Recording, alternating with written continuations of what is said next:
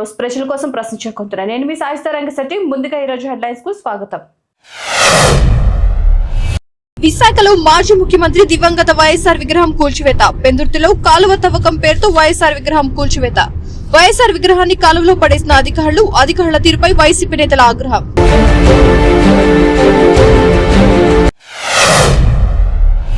ఉత్తరప్రదేశ్ లోని ప్రయాగ్రాజ్ లో కుప్పకూలిన శిక్షణ విమానం. సిటీ శివార్లో ఉన్న ఓ చెరువులో కూలిన విమానం. సహాయక చర్యలు చేపట్టిన అధికారులు.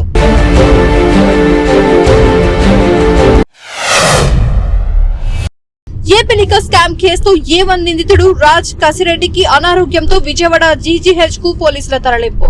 వైద్య పరీక్షలు పూర్తయ్యాక తిరిగి జైలుకు తరలించనున్నారు.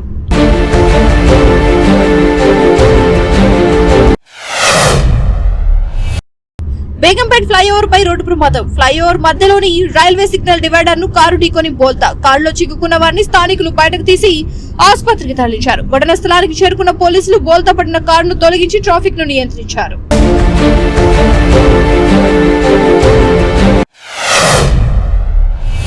దావోస్ లో జపాన్ కు చెందిన రెన్యూవబుల్ ఎనర్జీ సంస్థ జేరా గ్లోబల్ CEO యుకేయో కానీతో ఏపీ మంత్రి నారా లోకేష్ భేటీ.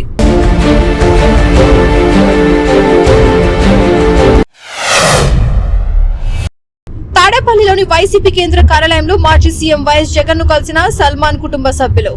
ఇటీవల హత్యకు గురైన పల్నాడు జిల్లా గురజాల నియోజకవర్గం పిన్నెల్లికి చెందిన వైసీపీ కార్యకర్త మందా సల్మాన్ కుటుంబానికి పార్టీ అండగా ఉంటుందని జగన్ హామీ.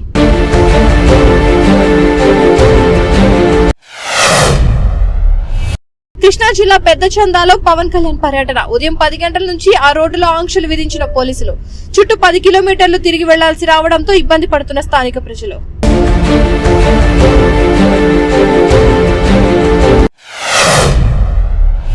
అడిషనల్ కలెక్టర్ ఇంట్లో ఏసీబీ ఆకస్మిక తనిఖీలు. హన్మకొండ అదనపు కలెక్టర్ వెంకటరెడ్డి ఆదాయానికి మించిన ఆస్తులు కూడబెట్టారని ఆరోపణలు. వరంగల్ తో పాటు హైదరాబాద్, రంగారెడ్డి జిల్లాలోని మొత్తం 10 ప్రాంతాల్లో ఏకకాలంలో సోదాలు.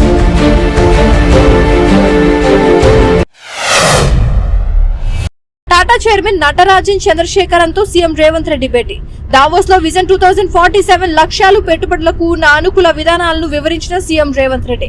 హైదరాబాద్ లో స్టేడియాల అభివృద్ధికి టాటా సహకారం కోరిన సీఎం.